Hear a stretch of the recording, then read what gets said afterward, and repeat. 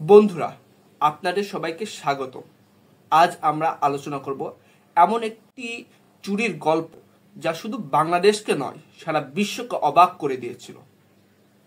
এটা ছিল 2016 সালের বাংলাদেশ ব্যাংক হ্যাকিং, একটি অবিশ্বাস্য সাইবার অপরাধ। তো চলুন বন্ধুরা, শুরু করা যাক।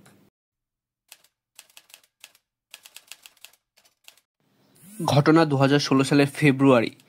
বাংলাদেশের কেন্দ্রীয় ব্যাংক বাংলাদেশ ব্যাংক একটি বড় বিপদের সম্মুখীন হয়। হ্যাকাররা $1 বিলিয়ন চুরি করার চেষ্টা করেছিল, তবে শেষ পর্যন্ত তারা $81 মিলিয়ন হাতিয়ে নেয়। চুরি হওয়া অর্থ ফিলিপাইনের বিভিন্ন অ্যাকাউন্টে পাঠানো হয় এবং সেখান থেকে ক্যাসিনোর মাধ্যমে কালো টাকাকে সাদা করা হয়। কিন্তু কিভাবে এমন ঘটনা ঘটল, কাদের দ্বারা ঘটল, আর কেন এত বড় নিরাপত্তা ব্যবস্থার মধ্যে এই দুর্বলতা ছিল, আমরা এই প্রশ্নগুলোর উত্তর খুঁজে বের করার চেষ্টা করব। কল্পনা করুন, একটি সাইবার অপরাধীর দল কম্পিউটারের আড়ালে বসে ইতিহাসের সবচেয়ে বড় চুরির পরিকল্পনা করছে। তাদের অস্ত্র একটি ম্যালওয়্যার। সবকিছু শুরু হয়েছিল একটি নিরীহ সিভি ফাইল দিয়ে, যা বাংলাদেশ ব্যাংকের কয়েকজন কর্মচারীর কাছে পাঠানো হয়। কিন্তু এই ফাইলের ভিতর লুকিয়েছিল একটি মারাত্মক প্রোগ্রাম। ফাইলটি খোলার সাথে সাথেই ম্যালওয়্যারটি বাংলাদেশ ব্যাংকের নেটওয়ার্কে প্রবেশ করে। এটি নিঃশব্দে ব্যাংকের সিস্টেম ম্যাপ করতে শুরু করে এবং গুরুত্বপূর্ণ লগইন তথ্য চুরি করতে থাকে। এটি কোনো সাধারণ ম্যালওয়্যার ছিল না, এটি বিশেষভাবে এই হামলার জন্য ডিজাইন করা হয়েছিল।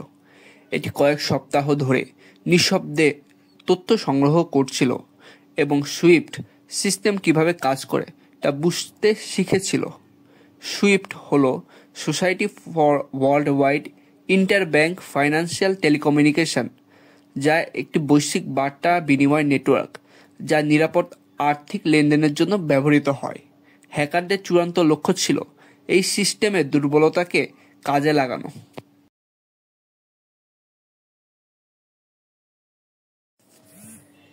কিন্তু এত বড় সাইবার হ্যাকিং কিভাবে সম্ভব হলো?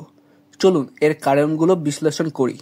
প্রথম কারণ, সাইবার নিরাপত্তার দুর্বলতা। বাংলাদেশ ব্যাংকের সিস্টেমে সাইবার নিরাপত্তার গুরুতর ঘাটতি ছিল। সিস্টেমটি নিয়মিত আপডেট করা হয়নি এবং সঠিক ফায়ারওয়ালের অভাব ছিল। এই ঘাটতিগুলো হ্যাকারদের সহজে ম্যালওয়্যার প্রবেশ করাতে সহায়তা করে। দ্বিতীয় কারণ হলো ব্যাংকের কর্মচারীদের গাফিলতি।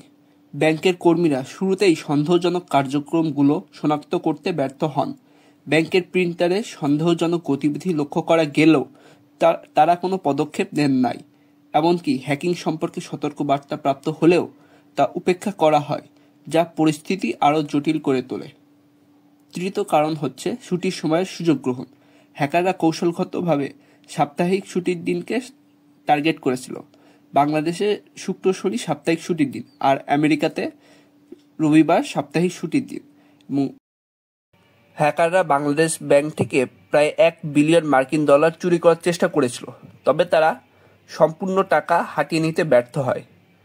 হ্যাকাররা সুইফট সিস্টেম ব্যবহার করে 35টি ট্রানজ্যাকশনের মাধ্যমে $1 বিলিয়ন চুরি করার চেষ্টা করে। এর মধ্যে 5টি ট্রানজ্যাকশন সফল হয়, যার ফলে $101 মিলিয়ন চুরি করা হয়েছিল। এর মধ্যে $81 মিলিয়ন ফিলিপাইন্স এবং $20 বিলিয়ন শ্রীলঙ্কাতে পাঠানো হয়েছিল। বাকি 30টি লেনদেন federal reserve bank of new York দ্বারা ব্লক করা হয়েছিল। ফেডারেল রিজার্ভ ব্যাংক বাংলাদেশ ব্যাংকের বাকি 30টি ট্রানজ্যাকশন ব্লক করে দেয়, কারণ জুপিটার শব্দটি ফেডারেল রিজার্ভ সিস্টেমকে সতর্ক করে দেয়, কারণ এই নামে একটি ইরানি জাহাজ ছিল যার উপর মার্কিন নিষেধাজ্ঞা আরোপ ছিল। এর ফলে ট্রানজ্যাকশনগুলো অটোমেটিক ব্লক হয়ে যায়।